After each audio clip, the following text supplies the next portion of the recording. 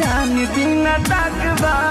तो जी हाँ, नमस्कार दोस्तों, आप लोग देख रहे हैं बीडी भोजपुरी। और ये जो आप लोग मेधाश्री का वीडियो देख रहे हैं, ये थे साई लाल यादव जी के पुराने फरिश्ता फिल्म से जाने पर मेधाश्री ने बनाया है। फरिश्ता में जाना है लाजे फिर से बनवले भगवान जो चांद बिना दाद वाला, इस तरह से जाना है। और फरिश्ता फिल्म से स्टार कास्ट थे साई लाल, मेधाश्री, पूजा जानवी, ये लोग हैं लीड रोल में। और इसी गाने पर मेधाश्री ने बहुत ही प्यारा और खूबसूरत सा ये रील वीडियो बनाया है।